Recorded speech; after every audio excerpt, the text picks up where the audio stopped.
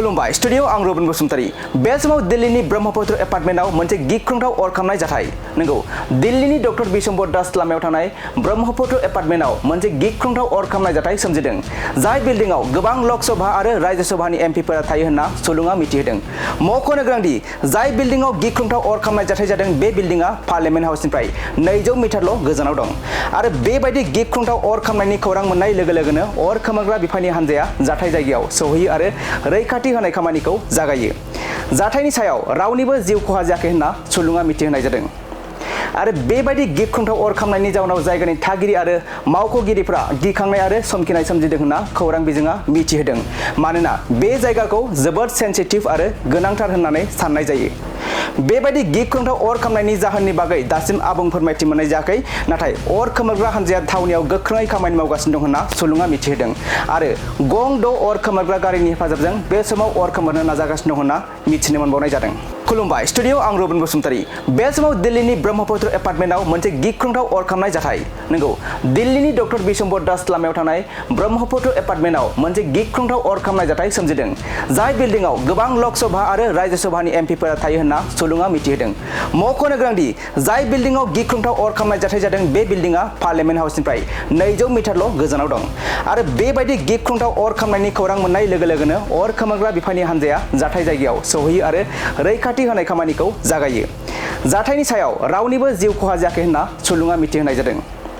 आरो बेबायदि गिख्रंथाव अर खामनायनि जाउनाव जायगानि थागिरि आरो मावख'गिरिफोरा गिखांनाय आरो समखिनाय सोमजिदों होनना खौरां बिजोङा मिथिहोदों मानोना बे जायगाखौ जोबोद सेन्सिटिभ आरो गोनांथार होननानै साननाय जायो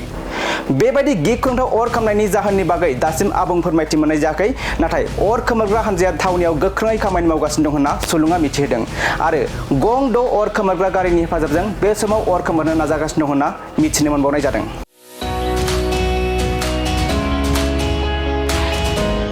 मोनसे फोसावथाय bachelor of vocational nursing care लानो गोसो गुदुं लाइमोनफोरनि थाखाय मोनसे गोजोनथाव खौरां बाक्सा जिल्लानि सिङाव थानाय बरमायाव rural institute of health science group of vocational nursing इडुकेसनाव बेचलर अफ भकेशनेल नार्सिं केयारनि थाखाय मुं थिसननाय एबा एडमिसना सोलिगासिनो दं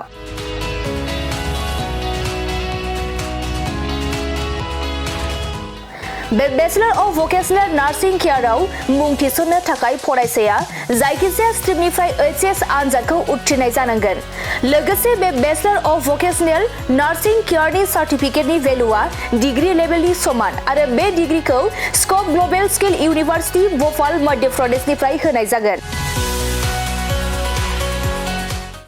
गुबैयै भकेशनेल नार्सिंनि सायाव बे bachelor of vocational nursing care कचिंखौ होनाय जायो आरो बे कचिंआ जोबखांनायनि उनाव नोंथाङा सरखारि साख्रि कर्परेट साख्रि आरो प्राइभेट साख्रि मोननायनिबो सुबिदा दं बेनि अनगायैबो बे कचिंआ जोबखांनायनि उनाव प्लेसमेन्ट साख्रिनिबो सुबिदाखौ नोंथाङा मोननो हागोन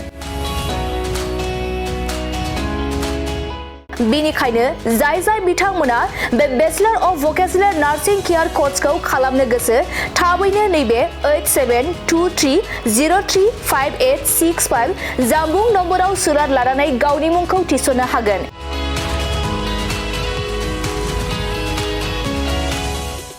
खुलुमबाय आं नोंथांमोननो दिनै बे भिडिअनि गेजेरजों जोबोर मोजां मोनसे खौरां फोसावनो थाखाय लाबोनाय जादों जोंनि बाक्सा जिल्लानि सिङाव थानाय बरमायाव rural institute of health science group of vocational nursing इडुकेसनाव bachelor of vocational in nursing केयारनि एडमिसना सोलिगासिनो दङ आरो बेयाव एडमिसन लानो थाखाय स्टुडेन्टआ जायखिजाया स्ट्रिमनिफ्रायनो 12 पास जानाय जानांगोन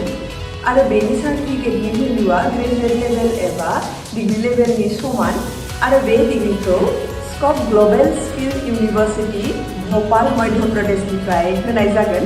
स्पेसियेलि भकेशनेल नार्सिंनि सायाव बेस खालामनानै बे कर्सखौ होनाय जायो कर्स कमप्लिट जाखांनायनि उनाव गभर्नमेन्ट जब कर्परेट जब आरो प्राइभेट जबजों लोगोसे फार्दार मास्टार डिग्री खालामनो गोसोब्ला खालामनोबो हायो आरो बेयाव कर्स कमप्लिट जाखांनायनि उनाव